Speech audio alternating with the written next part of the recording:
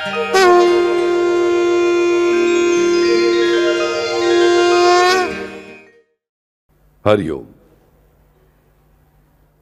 કૌશલ્યેયો દૃશ્યો પાતું. આપણે જેવું છે પાતલી વાર કૌશલ્યેયો દૃશ્યો પાતું, અને તેની સાથે જ આપણે સૌથી મહત્વની વાત જીવનની શીખ્યા કે પરમેશ્વરથી આપણું અંતર કઈ રીતે માપવું.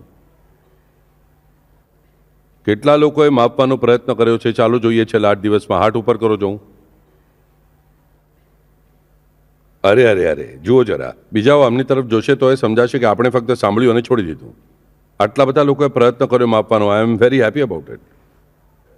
પણ દરેકે કરવો જોઈએ. મને લાગે છે અંતર માપવું ખૂબ જરૂરી છે વાલાઓ, પણ આ અંતર તમારે પોતે જ પાર કરવાનું છે.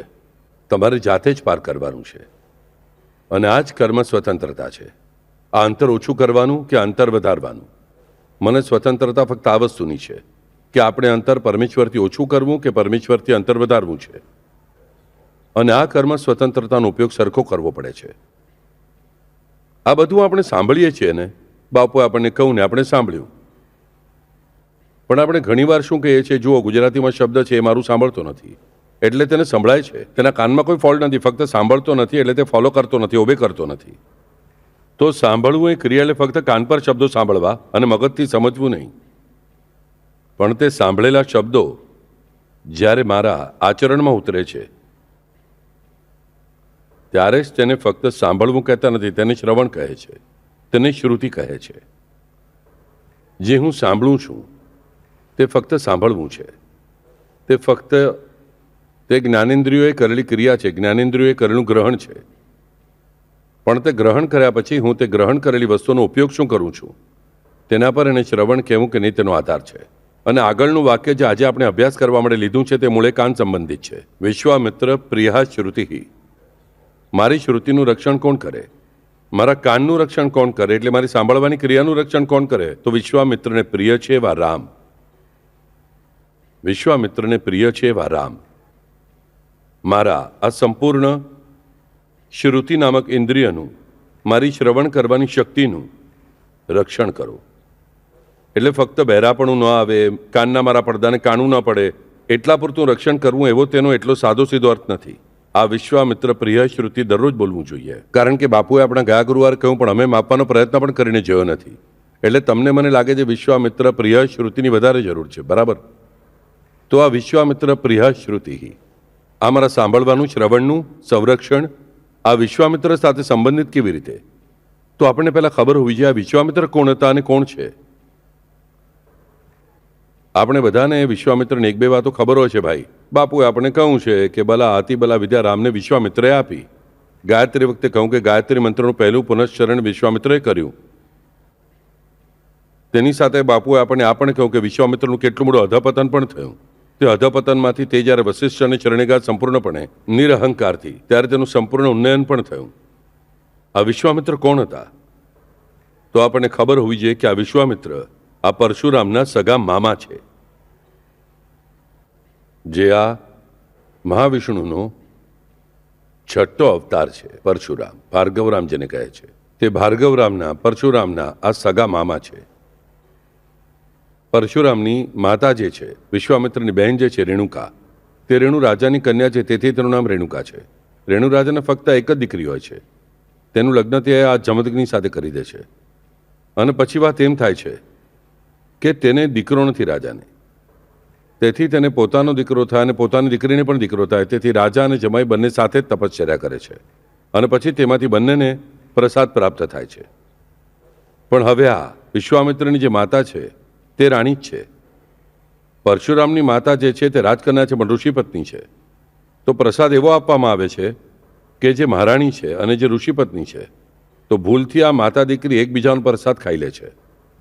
અને તેનાથી થાય છે શું કે રાજાના ઘરમાં વિશ્વામિત્ર ઉત્પન્ન થાય છે કે જેને વૈરાગ્ય આવે છે. અને તપસ્વીના ઘરમાં પરશુરામ જન્મ લે છે કે જે વૈરાગ્ય છોડીને બધા સાથે લડાઈ કરે છે અને મદાંધ રાજાઓને વાઢી નાખે છે.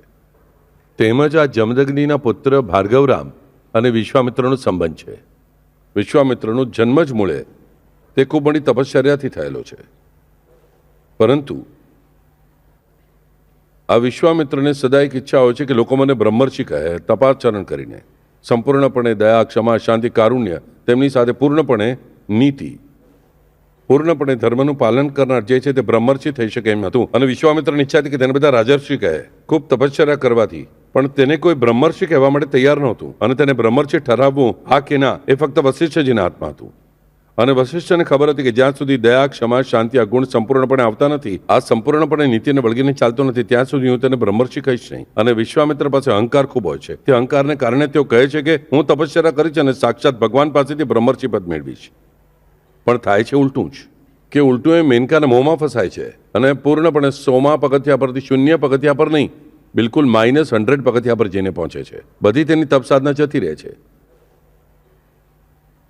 પરંતુ ત્યારબાદ માત્ર જ્યારે વિશ્વામિત્રની એવી પરિસ્થિતિ થાય છે, ત્યારબાદ વિશ્વામિત્ર ફરતા ફરતા પોતાને તે ભૂલી જાય છે કે હું કોણ છું, તે પણ તેને યાદ આવતું નથી.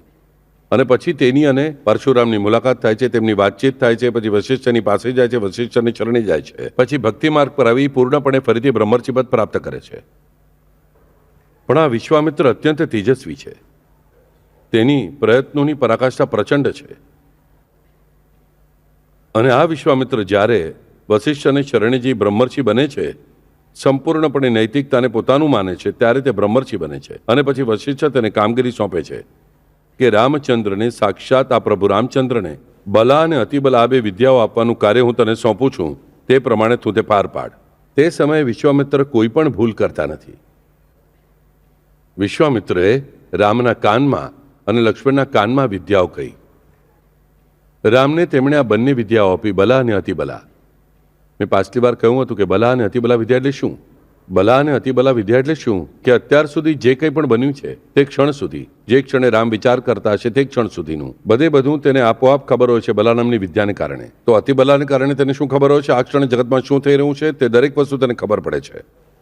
એવી બે અત્યંત મહત્વની વિદ્યાઓ આ મનુષ્ય રૂપ ધારણ કરીને આવેલા ભગવાન માટે આપવામાં આવેલી હતી, તે વિશ્વામિત્રએ આપી. બલા અને અતિબલા વિદ્યાઓનું શ્રવણ રામે વિશ્વામિત્ર પાસેથી કર્યું. વિશ્વામિત્રએ રામના કાનમાં આ વિદ્યાઓ કહી અને રામે તે શ્રવણ કરી. રામે તે લીધી. એટલે અહીં આપણા ધ્યાનમાં આવશે કે રામ પૂર્ણપણે મનુષ્ય હોવા છતાં કેવું મોટું લોકોત્તર કાર્ય કરી શક્યા, તો તે બલા અને અતિબલા વિદ્યાઓની સહાયતાથી. અને તે બલા અને અતિબલા વિદ્યા તેને માનવ પાસેથી જ પ્રાપ્ત થવી જરૂરી હતી, તે કરાવી આપવાનું કાર્ય વિશ્વામિત્રએ કરેલું છે. એટલે આપણા ધ્યાનમાં આવશે કે આ રામ પણ જ્યારે અવતર્યા ત્યારે તેમણે નવધા ભક્તિનું દરેક પગથિયું પોતે કરીને બતાવ્યું. દરેક પગથિયું જે શ્રવણ ભક્તિ પહેલી, તે શ્રવણ ભક્તિ પહેલા આ રામચંદ્રે પોતે કરીને બતાવી. તેમણે વિશ્વામિત્રને અને પોતાના સદગુરુ વશિષ્ઠની આજ્ઞા પ્રમાણે તે વિશ્વામિત્રની સાથે ગયેલા છે. વિશ્વામિત્રે તેમને મંત્ર આપ્યા પછી તેમણે તે સંપૂર્ણપણે મંત્ર સ્વીકાર્યો છે. ફક્ત સાંભળ્યો નથી, તે સ્વીકાર્યો છે, તે વિદ્યા સ્વીકારી છે. અને આવી રીતે તેમણે શ્રવણ ભક્તિ પોતાનું કાર્ય તેમણે ક્યાંથી શરૂ કર્યું? તો શ્રવણ ભક્તિ સાથે જ શરૂ કર્યું. એટલે આપણે જે નવધા ભક્તિ કહીએ છીએ અથવા એકાદશ વિદ્યા ભક્તિ કહીએ છીએ, જે પ્રકારે આપણે જોઈએ, તો નવધા ભક્તિનું પહેલું પગથિયું જે શ્રવણ ભક્તિ, તે રામચંદ્રે પોતે પહેલા સફળતાપૂર્વક કરીને બતાવી. અને તે કરવા માટે વિશ્વામિત્રની યોજના થયેલી હતી. રામે જ આપણને શ્રવણનું મહત્વ સમજાવ્યું કે મારું જ કાર્ય ક્યાંથી શરૂ થાય છે? તો હું જે ક્ષણે આ શ્રવણ ભક્તિ સ્વીકારું છું ત્યારે જ અવતારનું કાર્ય પણ શરૂ થાય છે. જે સાક્ષાત પરમાત્માનો અવતાર છે, તે રામચંદ્રનું કાર્ય પણ શ્રવણ ભક્તિ પછી જ શરૂ થાય છે. ત્યાં સુધી તેનું ચરિત્ર સંપૂર્ણપણે એક સામાન્ય બાળકનું છે. પરંતુ જે ક્ષણે તે શ્રવણ ભક્તિ કરે છે તે જ ક્ષણે તેની પ્રગતિ શરૂ થાય છે. અહીં આપણે સમજાવવું જોઈએ કે શ્રવણ ભક્તિનું આપણા જીવનમાં શું મહત્વ છે. સારા મંત્ર સાંભળવા જોઈએ. આપણે અહીં રુદ્ર સાંભળીએ છીએ, વ્યંકટેશ મંગલાચરણ સાંભળીએ છીએ, આપણને તેનો અર્થ ખબર નહીં હોય, પણ શ્રવણ કરવાનો આપણે પ્રયત્ન કરવો જોઈએ. આપણે વ્યવસ્થિત સાંભળવાનો પ્રયત્ન કરવો જોઈએ. ઓછામાં ઓછું આપણી આંખો સામે શું બોલે છે, એ લોકો વ્યંકટેશનું બોલે છે નામ, વ્યંકટેશની મૂર્તિ આપણી આંખો સામે લાવવાનો પ્રયત્ન કરીશું. રામની મૂર્તિ નજર સામે લાવવાનો પ્રયત્ન કરશું. નહીં તો અહીં સાંઈબાબાનો ફોટો છે, દત્તગુરુનો ફોટો છે, તેની સામે આપણે જોઈએ, પણ એક ધારું જોઈશું, શાંત ચિત્તે જોઈશું, પ્રયત્ન કરશું કે મનમાં કોઈ બીજો વિચાર ન આવે. આવતીકાલે આપણને આના પુસ્તક કશેક મળી શકે, રુદ્રના પુરુષ સૂક્તના લાવીને જોઈશું. વાંચતા ફાવ્યું તો ફાવ્યું, ભૂલ થઈ તો ભૂલ થઈ. આપણને ખબર છે બાપુ આપણું ધ્યાન રાખે છે, તેનો કોઈ પ્રોબ્લેમ નથી. પણ આ બધું આપણે કરવું જોઈએ. સાઈ સચ્ચરિત્ર આપણે વાંચીએ છીએ, પણ વાંચતી વખતે આપણે સાંભળવું જોઈએ. આપણે પોતે વાંચતી વખતે જો પોતે સાંભળીએ નહીં તો ફાયદો શું? આનો અર્થ મોઢેથી બોલવું જોઈએ એવો જરાય નથી. મેં વાંચ્યું એ સાંભળ્યું ક્યારે? મેં વાંચ્યું એ સાંભળ્યું ક્યારે? જ્યારે તે મારા મગજમાં જાય છે ત્યારે જ. અને હું વાંચું છું ત્યારે પણ તેનો ધ્વનિ ઉત્પન્ન થયો છે શબ્દનો. આ ધ્યાનમાં રાખો.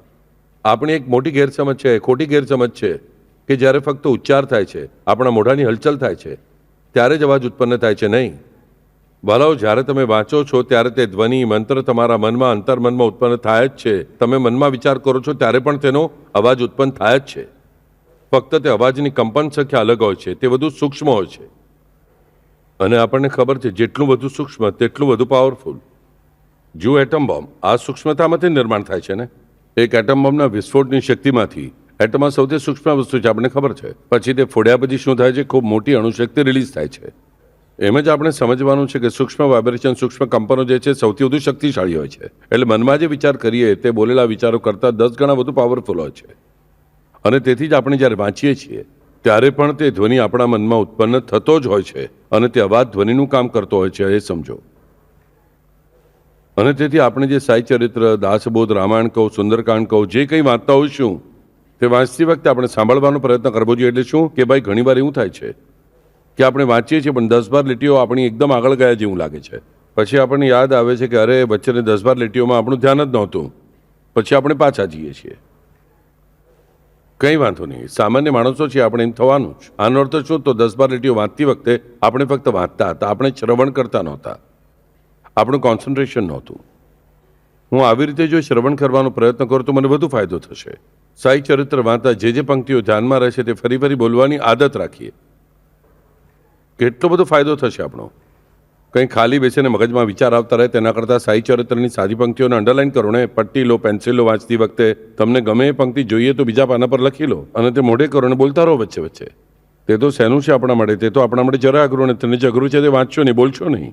જે સરળ છે, જેનો અર્થ આપણને સાદો સીધો સમજાય છે, તે વાંચવામાં શું વાંધો છે? તે ફરી ફરી ગણગણવામાં શું વાંધો છે? મને કહો. તમને હું હંમેશા કહું છું, કેટલીક પંક્તિઓ મને ખૂબ ગમે છે. કર્મ ફક્ત હું કરનાર, સમર્થ હરિગુરુ ફળ આપનાર, એવો જેનો દ્રઢ નિર્ધાર, બેડો પાર તેનો. કેટલી સુંદર પંક્તિ છે, મને કહો. સારી ખોટી ક્રિયા સકળ, ઈશ્વર તેનું સૂત્રધારી, તેજ તારે તેજ મારે, કાર્યકારી તે એક. જો આવી પંક્તિઓ આપણે પસંદ કરી અને તે આપણે મોઢે કરીને બોલતા રહ્યા તો મને જણાવો કેટલું સરળ થશે ને શ્રવણ. પણ શ્રવણ ભક્તિથી જ દરેકનું જીવન કાર્ય પ્રગલ્ભ થાય છે અને વિકસિત થાય છે. તે આપણને રામના ઉદાહરણ પરથી સમજાવવું જોઈએ. રામે પોતે દરેક વસ્તુ વર્તનથી આપણને કરીને બતાવી. શ્રી કૃષ્ણે પણ આપણને કરીને બતાવી છે, એ યાદ રાખજો. તમે કહેશો તો બાપુ અમને પરશુરામની પણ વાત કહો, કૃષ્ણની જણાવો, શ્રવણ ભક્તિ કેવી રીતે કરી. જો હવે હું તમને જણાવું બેસું 10 અવતારોની 10 વસ્તુઓ, એટલે મારા સંપૂર્ણ 10 પ્રવચનો તેમાં જતા રહેશે. હવે આપણે રામ વિશે બોલીએ છીએ, ફક્ત રામને જ ધ્યાનમાં લઈશું આપણે કે ભાઈ તેનું જીવન કાર્ય પણ ક્યાં શરૂ થયું? તો શ્રવણ ભક્તિથી જ શરૂ થયું. આપણે પણ જો આપણા જીવનનો વિકાસ કરવો હોય તો આપણે પણ આ શ્રવણ ભક્તિનો જ સહારો લેવો જોઈએ. અને વિશ્વામિત્ર પ્રિય શ્રુતિ એટલે શું? વિશ્વામિત્ર પ્રિય શબ્દના 3 અર્થ થાય છે. વિશ્વામિત્રને પ્રિય છે તેવા, વિશ્વામિત્રને પ્રિય છે તેવા, અથવા વિશ્વામિત્ર જેને પ્રિય છે તે. કોઈ પણ અર્થથી જો છેવટે તે રામ જ છે. અને ત્રીજો અર્થ છે ને, તે વધુ સુંદર છે. વિશ્વ. હવે આપણે જો સરખું વ્યાકરણ જોઈએ તો સમજાશે વિશ્વામિત્ર શબ્દ છે, વિશ્વામિત્ર શબ્દ નથી. એટલે શું? વિશ્વ વત્તા અમિત્ર. આપણે જો ધ્યાનથી સમજીએ, તેથી જેમને ગુજરાતી વ્યાકરણ આવડે છે થોડું ઘણું, તેમને સમજાશે કે નામ વિશ્વામિત્ર નથી, વિશ્વામિત્ર છે. એટલે જો આપણે આને અલગ પાડવાનું નક્કી કર્યું તો અલગ કેવી રીતે પડે શબ્દ? વિશ્વ અધિક અમિત્ર, જે મિત્ર નથી તે. હવે આપણને પ્રોબ્લેમ છે કે વિશ્વનો મિત્ર તો ભાઈ આપણે સમજી શકીએ છીએ બાપુ, પણ વિશ્વનો અમિત્ર હોવાનું કેવી રીતે? પ્રોબ્લેમ છે આપણને. જે અમિત્ર છે તે શત્રુ છે, બરાબર? તેથી વ્યવસ્થિત અર્થ સમજી લેવો જોઈએ. ખૂબ સુંદર અર્થ છે કે વિશ્વ અમિત્ર, અને તેવા વિશ્વામિત્ર પ્રિય શ્રુતિ. વિશ્વ સાથે અમિત્રત્વ કરવું એટલે શું?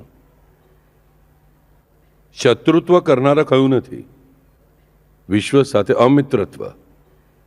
વિશ્વ એટલે જે દ્રશ્ય આપણને વ્યવસ્થિત દેખાય છે ને, જે દ્રશ્ય છે, જે વ્યક્ત છે, તે બધાની સાથે અમિત્રત્વ, એટલે કોઈ પણ મોહમાં ન ફસાવું. વિશ્વ સાથે અમિત્રત્વ એટલે શું? કે આ જગ દેખાય છે આપણને, આ જગતમાંથી કોઈ પણ વસ્તુમાં ન ફસાવું, બાહ્ય ઉપાધિઓમાં ન ફસાવું, એટલે વિશ્વામિત્ર. આપણે દરેક વસ્તુમાં અટવાતા રહીએ છીએ. આપણે સામાન્ય માણસો છીએ, આપણે દરેક વસ્તુમાં અટવાઈએ છીએ. બિલકુલ સીધી સાદી વસ્તુ હોય છે. જુઓ, સાદી એક પેન હોય છે, પણ નાના બાળકો પણ કહે છે આ પેન મારી છે. બેન ભાઈઓનો ઘરે ઝઘડો ચાલી રહ્યો છે, આ પેન મારી છે, તારી નથી. દરેક પાસે 10-10 પેન હશે, તો પણ બીજાની પડાવી લેવામાં ભાઈ બહેનોને ખૂબ ગમે છે. આપણા ઘરની સામેના આંબાને કેરી લાગી હશે, પણ બીજાના ઘરની સામેના આંબાની ખરાબ કેરી ચોરવી આપણને વધારે ગમે છે. તે બાજુ એક પથ્થર મારે વગર આપણે ચેન પડતું નથી. હું ઘણીવાર જોઉં છું, ઘણા વૃદ્ધો સવારે ફરવા નીકળે છે અને બહાર નીકળ્યા કે કમ્પાઉન્ડની બાજુથી લાકડી ઉપર કરીને ઝાડની ડાળીઓ તોડીને ફૂલો ભેગા કરીને લાવે છે અને આ ભગવાનને ચડાવે છે. મોટું પાપ, કારણ કે તમે ચોરી કરો છો અને ચોરી કરેલા ફૂલો તમે ભગવાનને અર્પણ કરો છો. એટલે કેટલું મોટું પાપ છે મને કહો. ભગવાનને જે અર્પણ કરો તે શુદ્ધ હોવું જોઈએ, અને ચોરી કરીને લાવેલી કોઈ પણ વસ્તુ શુદ્ધ હોતી નથી. પણ આ બધા વૃદ્ધ લોકોને લાગે છે કે દિલથી અમે શું ભગવાન માટે ફૂલો ભેગા કરીએ છીએ, પણ તે પાપ ઉત્પન્ન કરો છો. તમે પુણ્ય નથી ઉત્પન્ન કરતા, શુદ્ધ નથી. એ જે આપણે ચોરીને લૂંટીને ભેગું કરીએ તે શુદ્ધ નથી. જે પરમેશ્વરને અર્પણ કરવાનું તે શુદ્ધ જ હોવું જોઈએ. પણ તેમનામાં પણ આપણો જે વટવાય છે ફૂલો સારા દેખાય ત્યારે પણ તે મારા નથી. જે મારું નથી તે પણ મને મારું જ લાગે છે.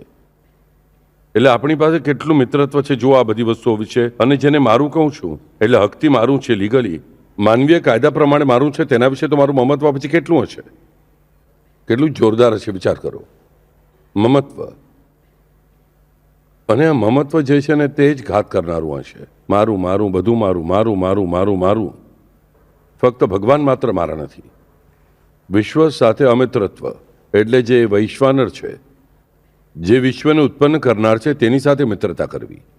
વિશ્વ સાથે શત્રુત્વ નથી લેવાનું. હું લોકો સાથે પ્રેમથી જ વર્તીશ, લોકો સાથે સારાપણાથી જ વર્તીશ, પણ સાચો મિત્ર કોણ છે? તો આ વિશ્વ બનાવનાર જે વિષ્ણુ છે તે મારા મિત્ર છે.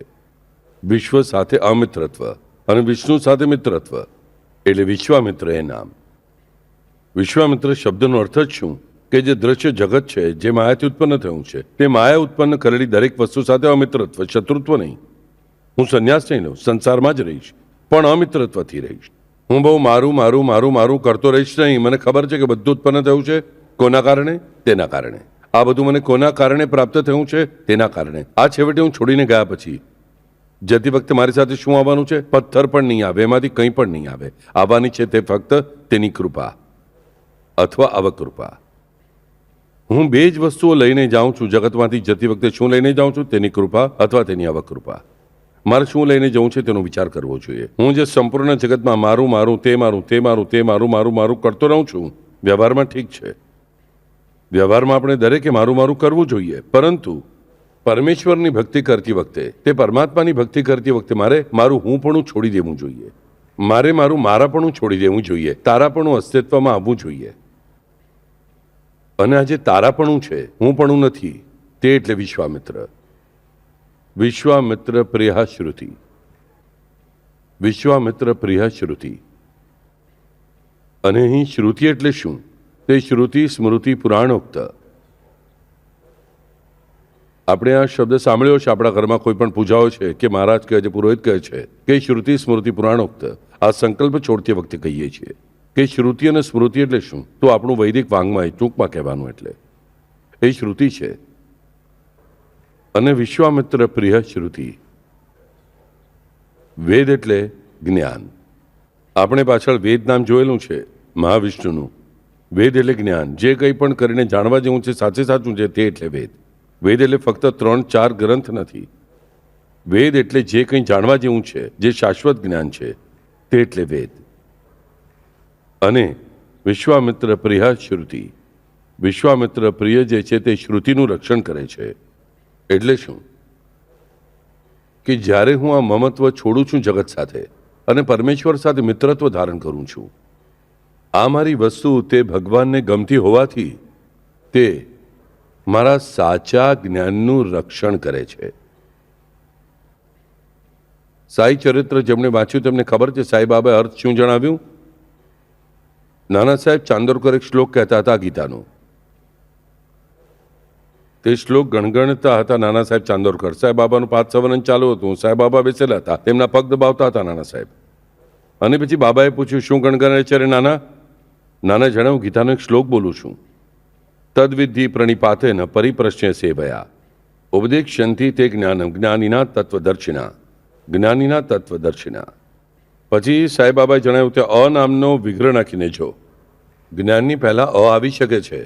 તેથી અજ્ઞાન જ્ઞાન કોઈ તમને આપી શકતું નથી. જ્ઞાન તમારી પાસે હોય જ છે. દરેક પાસે આત્મા છે એટલે આત્મા પાસે સંપૂર્ણ જ્ઞાન છે જ. ફક્ત તેની આડે તમારા સંસ્કારોને કારણે, તમારા અનેક જન્મના પાતકોને કારણે, અનુભવોને કારણે આવરણ ઉત્પન્ન થયેલું છે. તે તમારે દૂર કરવું જોઈએ. અને આજે પરમાત્મા છે, આજે રામ છે, તે વિશ્વામિત્ર પ્રિયા શ્રુતિ એટલે જે ક્ષણે મનુષ્ય દરેક વસ્તુ મારી મારી મારી મારી કરવાનું ઓછામાં ઓછું ભગવાનની સાથે તો છોડી દે, તે ક્ષણે પરમેશ્વર તેનું અજ્ઞાન દૂર કરવાની શરૂઆત કરે છે. તેની શ્રુતિનું એટલે તેના અંતરંગમાં જે બધા વેદ છે, ધ્યાનમાં રાખો, પ્રત્યેક માનવ પાસે સંપૂર્ણ જ્ઞાન છે. ફક્ત તે જ્ઞાન તેણે પ્રગટ કરવું પડે છે. આપણે પહેલા ધોરણનું શીખીએ છીએ, બીજા ધોરણનું શીખીએ, ત્રીજા ધોરણનું શીખીએ, એસએસસી શીખીએ, એમડી થઈએ, એમએસસી થઈએ, એમકોમ થઈએ, એટલે શું? તે જ્ઞાન આપણી પાસે હોય જ છે. તેના પણ ઉપરાંત અધ્યાત્મનું જ્ઞાન આપણી પાસે હોય જ છે. ફક્ત તે જ્ઞાન પ્રગટ થયેલું હોતું નથી. આપણા પરિશ્રમોથી તે પ્રગટ કરીએ છીએ. અને પછી આ જે પરમાત્મા છે, આપણા અંતરંગમાં જે જ્ઞાન છે, તે જ્ઞાન પ્રગટાવવાનું કામ કરે છે. તમે કહેશો બાપુ આ કઈ રીતે થાય છે? સાદી વાત છે. જુઓ, આપણે કોઈક વસ્તુ વિશે ખૂબ વિચાર કરતા હોઈએ છીએ.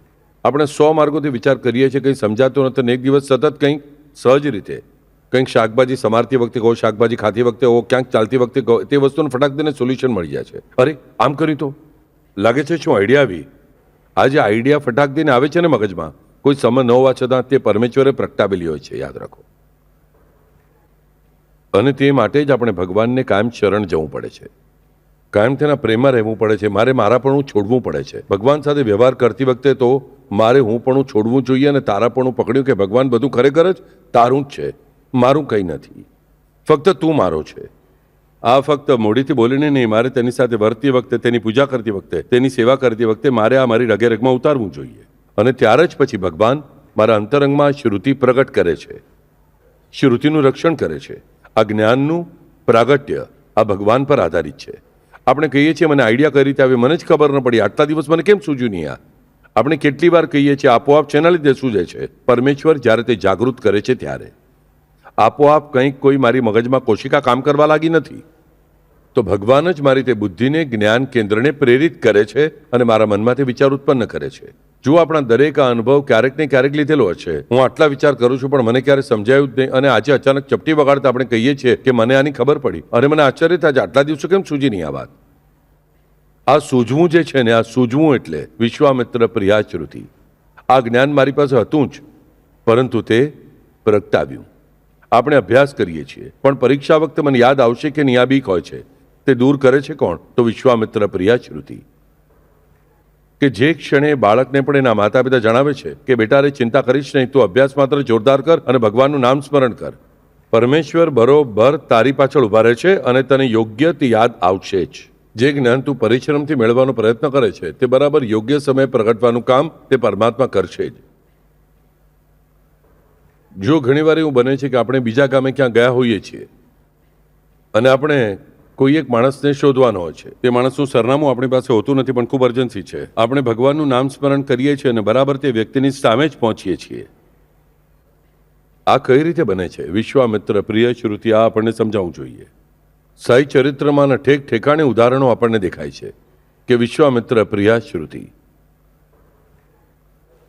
આપણને તરખડની વાત ખબર છે.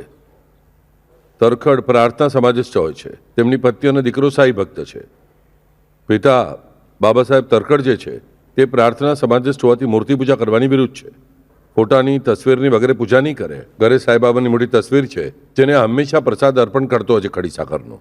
તેથી માતા જ્યારે શિરડી જવા નીકળે છે ત્યારે પિતાને લાગે છે કે દીકરો પણ જાય, પણ દીકરો કહે છે હું નહીં જાઉં, બાબાને અહીં નૈવેદ્ય કોણ ધરાવશે? પિતા કહે છે બેટા હું ભલે પ્રાર્થના સમાજસ્થ છું તો પણ તારા માટે ચોક્કસ નૈવેદ્ય ધરાવીશ. દીકરો શાંત મનથી થાય છે, પણ તેના મનમાં ગભરાટ હોય છે, શું થશે શું થશે શું નહીં. પણ પિતા મનથી પ્રયત્ન કરવાની શરૂઆત કરે છે, પણ એક દિવસે ઉતાવળમાં ભૂલી જાય છે. અને પછી બપોરે જમતી વખતે પ્રસાદ આવતો નથી ત્યારે તેમને ખબર પડે છે કે અરે આજે નૈવેદ્ય ધરાવવાનું રહી ગયું. તરત બાબાના ફોટાની પાસે જઈને માફી માગે છે. અહીં તે જ સમયે સાંઈ બાબા બપોરે મધ્યાહનના સમયે આ તરખડની પત્ની અને દીકરો સારો મોટો છે, 22-23 વર્ષનો છે, આ બંને ત્યાં બેસેલા હોય છે. તેમને જણાવે છે, અરે માતા, હું આજે હંમેશાની જે માંદરા ગયો હતો, પરંતુ મારી આંતરડી કકળી રહે, હું તેવો ભૂખ્યો જ પાછો આવ્યો. મને ખાવા પીવા માટે કંઈ નહોતું ત્યાં. દીકરાને બરાબર ખબર પડે છે મારા પિતા જે નૈવેદ્ય ધરાવવાનું ભૂલી ગયા. દીકરો કહે છે, હું જાઉં છું આંધ્રા પાછો. સાંઈબાબા કહે છે, ને અહીં જ થોપ. ત્યાંથી પિતા પત્ર મોકલે છે દીકરાને, અહીંથી દીકરો પત્ર મોકલે છે. બંનેના પત્રો એક જ સમય મળે છે. તમે કહેશો બાપુ આમાં વિશ્વામિત્ર પ્રેષ સુધી કે આજે પિતાને જ્ઞાન થયું નહીં? અરે અહીં જ જ્ઞાન થયું. આ બધી સાઈનાથની લીલા. તે મૂર્તિ પૂજા ન માનનારા, સગુણ ભક્તિ ન માનનારા ભક્તને યોગ્ય માર્ગ પર લાવવા માટે જ છે. તે તસવીર અને હું આમાં કોઈ જ ફરક નથી. એટલે તસવીર આ મારા જેટલી જ શ્રેષ્ઠ છે. આ સાંઈ બાબાએ વિશ્વાસ અપાવ્યો વારંવાર. તું તસવીરની માફી માગીશ તે મને પહોંચી, તસવીરની સામે તું નૈવેદ્ય આપે છે તે પણ મને પહોંચ્યો, અને તસવીરને નૈવેદ્ય ધરાવ્યો નહીં તે પણ મને પહોંચ્યો જ. એટલે સાંઈ બાબાએ સ્પષ્ટપણે બતાવી દીધું કે ભાઈ રે, તારી સગુણ ભક્તિ જે છે તે તું નકારે છે, તે કરવી તારા માટે કેટલી જરૂરી છે અને તે ઉચિત છે. તેનું જ્ઞાન તેમણે તેના હૃદયમાં, તરખડના હૃદયમાં પ્રગટ કર્યું. આ વિશ્વામિત્ર પ્રિય શ્રુતિ છે. પણ પહેલું પગલું કોને ઉઠાવવું પડ્યું? તરખડને જ ઉઠાવવું પડ્યું. આપણે સમજવું જોઈએ. એટલે દીકરા માટે કેમ ન હોય? તેમણે સારા માર્ગ પર ચાલવાનો પ્રયત્ન કર્યો. બાબાએ તેમને કોણી મારી, એક ધક્કો આપ્યો, થોડાક નીચે પાડે ડેફિનેટલી, પણ સંભાળી લીધા તેટલા જ પ્રેમથી, પીઠ પર હાથ ફેરવીને, અને કાયમ માટે તેમની નિષ્ઠા જ ઉચિત માર્ગ પર લાવીને રાખી દીધી. વિશ્વામિત્ર પ્રિય શ્રુતિ, તેનું જ્ઞાન તેમણે પ્રગટ કર્યું. દાસગુણોની વાત પછી આપણે જોઈએ છીએ, દાસગુણો જે છે તેઓ ઈશાવાસ્ય ઉપનિષદ પર એક પુસ્તક લખવા બેસે છે, પણ તેમની મેખ મરાય છે. અર્થ સરખો સમજાતો નથી, સરખો કહી શકાતો નથી. પછી બાબાની પાસે જઈને પ્રાર્થના કરે, બાબા કેમ તમે ખળબળ મનમાં ઉઠાવો છો, કામ પર લગાવો છો અને છેવટે વચ્ચે એવો અવરોધ લાવો છો કે બસ બધું અટકી ગયું. બાબા કહે છે કે મેરે બાબા શું થયું? આમ ઈશાવાસ્ય ઉપનિષદ પર ગ્રંથ લખવા દીધો નહીં, અટક્યો છું. બાબા કહે છે મને કંઈ આવડતું નથી, તે કાકા દીક્ષિતની ઘરકાટણ છે ને તે તારા બધા પ્રશ્નો ઉકેલ છે. હવે બીજો કોઈ માથા પર હાથ મારીને બેસી ગયો હોત, કાકા દીક્ષિતની ઘરકાટણ, તે બિચારી વાસણ લુગડાનું કામ કરે છે, જે કંઈ ભણેલી નથી, અશિક્ષિત છે, તે ઈશાવાસ્ય ઉપનિષદ જેવું સૌથી અઘરું ઉપનિષદ કેવી રીતે મને સમજાવી શકશે? પણ દાસગુણોને એવું લાગતું નથી. દાસગુણોને ખબર છે કે વિશ્વામિત્ર પ્રિય શ્રુતિ, આજ્ઞા પાલન થયા પછી તે નોકરાણીના અંતરંગમાં તે જ સમયે તે વૃત્તિ ઉઠવી, તેણે તે જ યોગ્ય સમર્પક ગીત ગાવું. તેના શરીર પર ફાટેલી સાડી જોઈને, ફાટેલા કપડાં જોઈને દાસગુણોના મનમાં વૃત્તિનું ઉત્પન્ન થવું કે તેને એક સારી સાડી લઈને આપવી જોઈએ. તે પ્રમાણે તેણે કાકા મહાજનને જણાવવું. કાકાએ તેના માટે સાડી મોરોપંત પ્રધાન પાસે તેને માટે સાડી ખરીદવી, તેને આપવી, તે તેણે પહેરીને આવવું. પહેર્યા પછી તેનો આનંદ દાસગુણોએ જોયો. ત્યારબાદ બીજા દિવસે સાડી ઘરે પાછી રાખીને આવી તો પણ તે જ આનંદમાં હતી તે જોયું, અને તે જ ક્ષણે દાસગુણોના મનમાંથી જ્ઞાન પ્રગટ્યું. વિશ્વામિત્ર પ્રિય શ્રુતિ, દાસગુણોને અહીં સાંઈ બાબાએ સમજાવી દીધું. ત્યાં સ્પષ્ટ હેમાડપંથે શબ્દ વાપર્યા છે, એકમેવ અદ્વિતીય હોતું નથી. સમજાય છે આ જ્ઞાન બાબાનું. નહીં તો આ ક્યારેય દાસગુણોને સમજાયું નહોત કે બાબાનું જ્ઞાન આ એકમેવ અદ્વિતીય છે. આ ક્યારેય સમજાયું નહોત કે બાબા દાસગુણોના હૃદયમાં તે જ્ઞાન પ્રગટાવે છે, પોતે ન ઉચ્ચારતા. તે નોકરાણીને ખબર પણ નથી કે તેણે કેટલું મોટું જ્ઞાન આ માણસને આપ્યું છે. તેણીના અંતરંગમાં પણ એ પ્રગટે છે. ઈશે આચ્છાદિત કર્યું આ છોકરીને. હેમાડપંથે સંપૂર્ણ શબ્દ વાપર્યો છે. ઈશે જ આચ્છાદિત કર્યું દાસગણોને. દરેકને જ, એટલે આ વિશ્વને જ ઈશે આચ્છાદિત કરેલું છે, પરમેશ્વરે આચ્છાદિત કરેલું છે. તો તે છોકરીને અને મને પણ તેણે જ આવરણ આપેલું છે, તેણે જ કવર આપેલું છે, પ્રોટેક્શન આપેલું છે. વિશ્વામિત્ર પ્રિય શ્રુતિ. પણ આ ક્યારે થયું? જે ક્ષણે દાસગણોના મનમાં આ વિશ્વ સાથે અમિત્રતા ઉત્પન્ન થઈ ત્યારે, તરખડના મનમાં વિશ્વ સાથે અમિત્રતા ઉત્પન્ન થઈ ત્યારે. કેવી રીતે ઉત્પન્ન થઈ? પરમેશ્વરે જ ઉત્પન્ન કરી. તેમને નૈવેદ્ય વિચારે પડાવ્યો. તે ભૂલ્યા પછી તેમના મનમાં વ્યાકુળતા ઉત્પન્ન થઈ. વ્યાકુળતા ઉત્પન્ન થયા પછી બાકીનું તેમણે ભોજન તેવું જ રાખ્યું. ભૂખ લાગેલી હતી, બપોરનો સમય હતો, પણ તેવા જ ઉઠીને જે મૂર્તિને તે માનતા નહોતા, જે મૂર્તિ પૂજાને જે સંતોને માનતા નહોતા તે સંતના ફોટોની સામે ઊભા રહીને તેમના શરણે ગયા અને તેમનો સંબંધ તે વિશ્વ સાથે તૂટ્યો અને તે વિશ્વેશ સાથે જોડાઈ ગયો. તે વિશ્વામિત્ર પ્રિયશ્રુતિ તેમની પાસે સાચું જ્ઞાન પ્રગટ્યું કે બાબા ફક્ત ત્યાં બેસેલા તે બાબા નથી, આ તસવીરમાં છે તે પણ બાબા છે. આનો અર્થ જ શું કે ભગવાનની તસવીરમાં ભગવાન હોય જ છે. આ અત્યંત મહત્વની શ્રુતિ, આ અત્યંત મહત્વનું જ્ઞાન બાબાએ પ્રગટાવ્યું. બીજી વાત આપણે જોઈએ છીએ બાળબુઆ સુતારની. ભજન કીર્તનકાર છે, અળવા છે, તુકારામ કહેતા તેમને. તે બાબાને મળવા જાય છે ત્યારે બાબા કહે છે, તે પહેલી વાર જ મળતા હોય છે બાબાને નમસ્કાર કરે છે ત્યારે બાબા કહે છે કે અરે 3-4 વર્ષ પહેલા આપણે મળ્યા હતા, ત્યારે તે મને નમસ્કાર કર્યા હતા, તે મને મળ્યા. તેમને યાદ આવતું નથી. આપણે તો બાબાને પહેલી જ વાર શિરડીમાં આવી રહ્યા છીએ. બાબા શિરડીથી ક્યારેય બહાર ગયા નથી. પછી આપણે બાબાએ આપણે જોયા ક્યારે? પછી તેમને યાદ આવે છે. એકવાર આપણે 4 વર્ષ પહેલા બાબાની તસવીરને નમસ્કાર કર્યા હતા એક મિત્રના ઘરે. ત્યારે તેમને સમજાયું કે આપણા મનમાં ભાવ હતો આ તસવીર છે, પણ તે તસવીર નથી, સાક્ષાત સાઈ બાબા જ હોય છે. આ જ્ઞાન તે અર્વાચીન તુકારામ કહેવડાવનાર મોટા સુપ્રસિદ્ધ કીર્તનકારના મનમાં પણ પ્રગટાવ્યું. કોણે પ્રગટાવ્યું? બાબાએ પ્રગટાવ્યું. ક્યારે? જ્યારે આ બાળાબુઆ સુતાર બાબાની સામે બાબાની સેવા કરવા માટે, કીર્તન કરવા માટે શિરડીમાં દાખલ થયા ત્યારે. વિશ્વામિત્ર પ્રિયશ્રુતિ. આપણને સમજાવવું જોઈએ. સાઈ ચરિત્રમાં ઠેર ઠેર આ ઉદાહરણો છે કે વિશ્વ સાથે અમિત્રત્વ લીધા પછી કેવી રીતે જ્ઞાન પ્રગટ્યું. હેમાડપંથની વાત આપણે જોઈએ છીએ કે મારે બીજું કંઈ કરવું નથી, મારે ફક્ત રામ નામ લેવું છે. નિશ્ચય કર્યો. રાત્રે સુધી વખતે રામ નામ લેતા રહ્યા. સવારે ઉઠ્યા પછી મોઢામાં રામ નામ આવ્યું. ત્યાંથી રામ નામ લેતા લેતા નીકળ્યા દર્શન માટે તે સાઈરામના. અને બાબાએ બરાબર સામે ઔરંગાબાદ કરીને બેસાડી રાખ્યો અને તેણે એકનાથના કવન બોલવાની શરૂઆત કરી. અંદર રામા બહાર રામા, ગુરુ કૃપાંજન પાયો મેરે ભાઈ, રામ બિના કછું જાનત નહીં. અને બરાબર હેમાડપદના હૃદયમાં તે જ્ઞાન પ્રગટાવ્યું. વિશ્વામિત્ર પ્રિયાશ્રુતિ. બાકીની બધી વસ્તુઓ સાથે સંબંધ તોડીને ફક્ત રામનામાં કોન્સન્ટ્રેશન કરીને હેમાડપંથ સાંઈરામના ચરણોમાં જવા માટે નીકળ્યા હતા. અહીં આપણને સમજાશે વિશ્વામિત્ર પ્રિયશ્રુતિ એટલે શું. કે વિશ્વામિત્ર જ્યારે આ વિશ્વમાંની બધી માયા મોહની વસ્તુઓ છે, હું સંસાર કરીશ જ, હું સંસાર કરવાનું તો ચોક્કસ સારી રીતે કરીશ, પણ પરમેશ્વર માટે મેં જે સમય રાખી મૂકેલો છે, મારો જે મારા પરમેશ્વર સાથે સંબંધ છે, ત્યાં માત્ર જગતની કોઈ પણ વસ્તુ મારા અને પરમેશ્વરની આડે આવી જોઈએ નહીં. આ મને પહેલા સમજાવવું જોઈએ. અને આ સમજાવું એટલે વિશ્વામિત્ર થવું.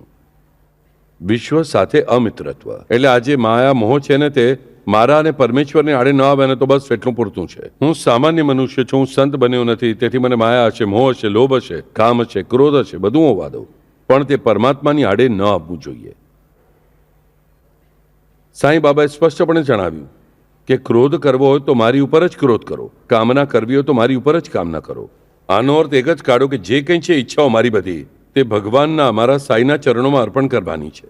મારા હાથથી સમજો કોઈ ભૂલ થાય છે, તે રોકી શકાતી નથી, તો તે ભૂલ કરતી વખતે પણ હું તે પરમેશ્વરનું નામ સ્મરણ કરતો રહીશ. ચોક્કસ કરો વાલાઓ. તમને દિલથી કહું છું, તમારા હાથથી કોઈ પાપ થાય છે અને તમે તે રોકી શકતા નથી, મારું મન મોહને આધીન થયેલું છે, પછી તે પાપ કરતી વખતે પણ તે પરમાત્માનું નામ સ્મરણ કરતા રહો. સાવ ગંદી વસ્તુ થઈ રહી છે હાથથી, પણ હું ભગવાનનું નામ સ્મરણ કરતો રહીશ. ચોક્કસપણે તમને જણાવું છું, તે નામ તમારા પર ઊંધું નહીં અપડાય. તે નામ તમારું સંરક્ષણ કરશે. એટલે તમારા પાપ છુપાવવા માટે તેનો ઉપયોગ નથી, સમજી લો. તો તે પાપ ફરી ન થાય, તેથી તે ક્ષણે કરેલું મારું નામ સ્મરણ પણ મારા ચોક્કસ કામ આવશે. વિશ્વામિત્ર પ્રિયશ્રુતિ. પણ આપણે પ્રત્યેક નાની નાની વસ્તુઓમાં પરમેશ્વરની સામે બેઠા હોઈએ ત્યારે પણ આ માયા મોહ છોડતા નથી. જુઓ, ઠેર ઠેર સાઈનાથે સાઈ ચરિત્રમાં ઉલ્લેખ કરેલો છે. એમાં પણ સ્પષ્ટપણે જણાવે છે 40, 41, 42, 43, 44, 47 અધ્યાયોમાં કે આપણે આપસમાં ઝઘડા કરતા રહીએ છીએ, એકબીજાના દુર્ગુણ ખામીઓ કાઢતા ગયા અને તેનાથી છેવટે બાબા કંટાળ્યા આપણાથી. બાબાએ કામ જણાવ્યું છે, તમે જ્યારે એકબીજાની ખામીઓ કાઢો છો ત્યારે મને દુઃખ થાય છે. તે છતાં પણ આપણે ક્યારે સાંભળ્યું નહીં, આપણે આ બધું કરતા જ રહ્યા. આપણને સાઈનાથે સ્પષ્ટ જણાવ્યું છે, દરેક શબ્દ હિમાડપંથે તેવો ને તેવો રજૂ કર્યો છે. આપણે આ છોડી ન દેવું જોઈએ. મને જણાવો, છોડી દેવું જોઈએ? આપણા આડે આવે છે. જો તમે ક્યાંક સંતોની જગ્યાએ જતા હો, સંતોની સેવા કરવા જતા હો અને કહેતા હો કે સંતે મને આ કામ કરવા માટે આપ્યું, આ મને કરવાનું ફાવશે નહીં, આ મને ગમતું નથી, કે ત્યારે સમજવું કે ઘાત શરૂ થઈ ગયો. એક એક નહીં, 20-25 પગથિયા તમે નીચે આવ્યા. ઘણીવાર લોકો કહે છે અમને આ કામ મળ્યું, તેને તે કામ આપ્યું, કે સમજવાનું વાલાઓ અહીં ઘાત. તમને જે ક્ષણે આ કામ આપ્યું છે એટલે તે મારા માટે ઉચિત જ તેથી જ આપેલું છે. ઉચિત છે તેથી જ આપેલું છે. સાઈ ચરિત્રમાં જ આપણને ત્રણેય શિષ્યોનું ઉદાહરણ આપવામાં આવે છે: ઉત્તમ શિષ્ય, મધ્યમ શિષ્ય અને અધમ શિષ્ય. આપણે સમજાવવું જોઈએ આજ્ઞા પાલનનું શું મહત્વ છે. કાકા દીક્ષિતની વાત આપણે જોઈએ છીએ, શ્યામ્યાની વાત આપણે જોઈએ છીએ કે પ્રાણ જોખમમાં છે શ્યામ્યાના. સાપ કરડ્યો છે, શ્યામ્યા દોડીને જાય છે, પણ પ્રાણ જોખમમાં હોવા છતાં બાબા ગાળો આપીને કાઢી મૂકે છે અને તેથી તેના પર ગુસ્સે થઈને શ્યામ્યા તેમને છોડી જતો નથી. શ્યામ્યા ત્યાં જ બેસી રહે છે, શ્યામ્યા બચી જાય છે. શ્યામ્યા જો છોડીને ગયો તો શ્યામ્યા બચ્યો ન. ધ્યાનમાં રાખો, આજ્ઞા પાલનનું મહત્વ આપણે સમજાવવું જોઈએ. વિશ્વામિત્ર પ્રિય શ્રુતિ એટલે શું? હવે વ્યવસ્થિત એનો અર્થ આપણે સમજાવવો જોઈએ કે આજ્ઞા પાલન. આજ્ઞા પાલન.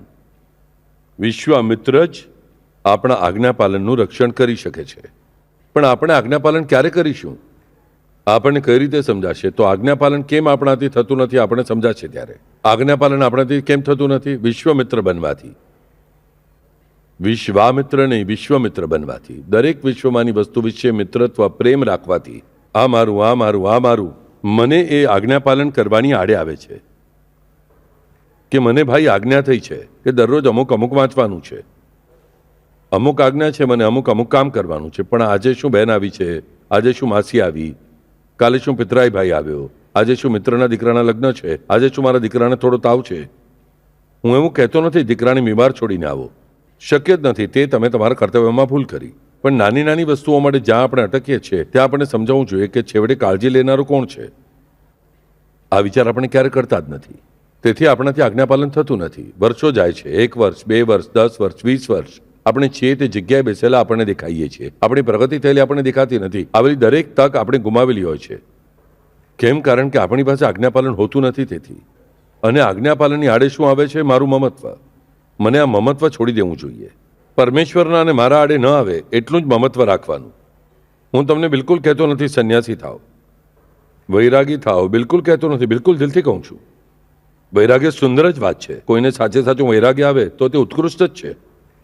પરંતુ જ્યાં સુધી આપણે તે ફાવતું નથી ત્યાં સુધી ફાવતું નથી. નકામાં ભગવા કપડાં પહેરીને ફરવામાં શું અર્થ? પરંતુ જ્યાં સુધી હું સંસારમાં છું, ગૃહસ્થાશ્રમી છું, ત્યાં સુધી મારી પાસે બધું હું પણ મમત્વ રહે છે. પણ તે ક્યાં સુધી? કે જ્યાં સુધી તે મારા અને ભગવાનની આડે આવતું નથી ત્યાં સુધી જ. આ ધ્યાનમાં રાખો. જે ક્ષણે એ મારા અને પરમેશ્વરની આડે હું, તે ક્ષણે મને કાપતા આવડવું જોઈએ. અને આ જે કાપી નાખી શકે છે ને તે જ જીવનમાં યશસ્વી થાય છે. યશસ્વી થાય છે. મને કહો કોઈ વ્યક્તિને પેરાલિસિસ થાય છે, 200 સગા સંબંધી દોડી આવ્યા, તો તે રોકવાના છે કે તેનો પેરાલિસિસ? નહીં. ત્યાં એક ડોક્ટર તો આવવો જોઈએ, નહીં તો બીજું એ ભગવાન આવીને ઉભા રહેવા જોઈએ કે રોકી દો પેરાલિસિસને. તે ઝેરને જે પ્રમાણે સાંઈબાબાએ જણાવ્યું, ચલ બટુડા થોપ, જા નીચે ઉતર, ચલ નીકળ, જા નીચે ઉતર. આ પંચાક્ષરી મંત્ર બાબા બોલ્યા. તે બાબા આવવા જોઈએ કે તે ડોક્ટર આવવો જોઈએ દોડીને? તો મારી મુક્તિ થવાની છે. 2000 સગા સંબંધીઓ ભેગા થઈને શું થશે? કંઈ પણ થશે નહીં. આ મને સમજાવવું જોઈએ. આનો અર્થ હું સગા સંબંધીઓ સાથે, મિત્રો સાથે કડવું વર્તીશ એવું બિલકુલ નથી. પણ તેના કરતાં વધુ મારું સંરક્ષણ કરતા તે છે. આ મને સમજાવવું જોઈએ. અને આ મમત્વ છોડવાનું છે. એટલે વિશ્વામિત્ર પ્રિય શ્રુતિ આ ધ્યાનમાં રહે. આપણે આપણા જીવનમાં વિશ્વામિત્ર પ્રિય શ્રુતિએ સરખી રીતે જીવવું જોઈએ. અને આ કરતા ન હોવાથી જ આપણા જીવનમાં બધા પ્રોબ્લેમ ઊભા થાય છે. આ મારો, તે મારો, આ મારું, તે મારું, તે મારું. સુખ મારું અને દુઃખ પણ મારું જ. સદભાગ્ય પણ મારું અને દુર્ભાગ્ય પણ મારું જ. મેં કરેલી બરાબર વસ્તુ પણ મારી જ અને મેં કરેલી ભૂલ પણ મારી જ. બધું મારું જ મારું જ મારું જ કરીને આપણે બેસી છે અને ત્યાં જ ગડબડ થાય છે. આ બધું પહેલા પરમેશ્વરનું છે અને પછી મારું છે. આ વિચાર આપણે કરવો જોઈએ. અને તે જ્યાં સુધી પરમેશ્વરની બાબતમાં થતો નથી ત્યાં સુધી બાકીની જગ્યાએ કરવાનો કંઈ ઉપયોગ નથી. જીવનમાં જુઓ, પૈસા કમાવાના વાલાઓ, કમાવા જ જોઈએ. હું ચોક્કસ કહું છું, ચોક્કસ પૈસા કમાવો, કંઈ ખોટી વસ્તુ નથી. પરંતુ તે પૈસા મારા અને ભગવાનની આડે ન આવવા જોઈએ. મંદિરમાં ગયા પછી મેં 200 રૂપિયા અર્પણ કર્યા અથવા ક્યાંક દાન આપ્યું સંસ્થાને, તો તે હું પરમેશ્વરને દાન આપી રહ્યો નથી. તેને માટેનું શબ્દ દાન ભલે હોય, આની પહેલા મારા મનને ખાતરી હોવી જોઈએ. હું ઘણીવાર શબ્દ સાંભળું છું, અમે ખૂબ દાન ધર્મ કરીએ છીએ. એટલે શું?